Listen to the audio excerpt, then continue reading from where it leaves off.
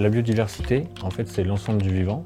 Donc chez Decathlon, on est dépendant de la biodiversité sur deux éléments qui sont à la fois l'approvisionnement et la régulation. L'approvisionnement, c'est par exemple si on a des produits en bois, si on n'a plus accès à des arbres qui poussent, du coup on ne va plus pouvoir les produire. Et la régulation, c'est si par exemple il fait trop chaud, on n'aura pas des arbres qui vont par exemple réduire la température et nous permettre d'avoir un environnement viable et agréable. Finalement, lorsqu'on souhaite aménager un magasin Decathlon, on a identifié les trois impacts importants sur la biodiversité. Le premier, c'est que l'on réduit les espaces naturels. Le deuxième, c'est qu'on transforme l'usage des sols. Et le troisième, c'est qu'on prélève massivement des matériaux dans l'environnement.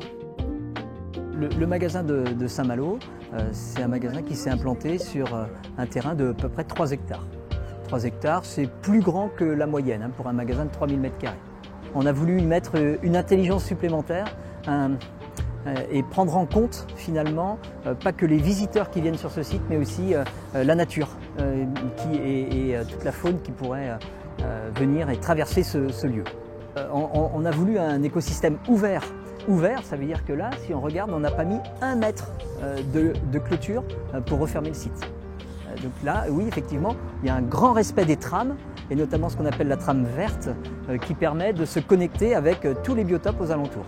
Et dans la gestion des eaux pluviales, il y a les stocker, les infiltrer, et il y a aussi les épurer, les eaux pluviales. Et pour les épurer, on a ces plantes-là, donc on a mis à peu près 2000 pieds dans le bassin et dans ce réseau-là qui emmène les eaux dans le bassin, pour justement traiter les particules d'hydrocarbures qui pourraient provenir du démarrage des voitures. Les abeilles, pour nous, c'est un vrai bon bio-indicateur parce que finalement, si on installe un rucher et que la récolte est faible, ça veut dire que l'écosystème est peu riche.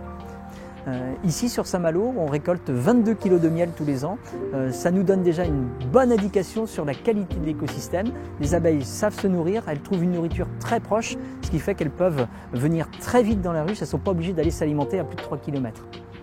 Et on a un entretien plus compliqué dans les zones d'habitat humide où c'est très en pente. Et là, du coup, on utilise les chèvres des fossés qui, elles, viennent vraiment nous donner un coup de main parce qu'il y a des zones où on peut difficilement passer la tondeuse. Et puis, on a un habitat ici qu'on appelle labyrinthe de biodiversité, mais qui est un habitat nourricier. Donc ici, les insectes viennent se nourrir.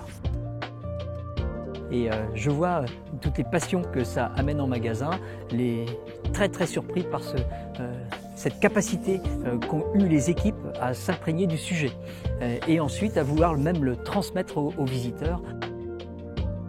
Effectivement, le projet biodiversité est très bien vécu par les équipes. Le quotidien évolue forcément puisque quand les moutons s'échappent, il faut aussi les récupérer parfois sur la route et ça fait partie des anecdotes quotidiennes qu'on peut facilement raconter.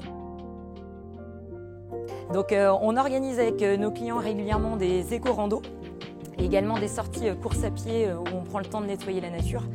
Et on les sensibilise beaucoup sur le sujet, également avec l'intervention des partenaires de type Apitera, où les écoles primaires viennent découvrir la récolte du miel, le labyrinthe de la biodiversité, avec l'avantage de planter telle ou telle plante à tel endroit.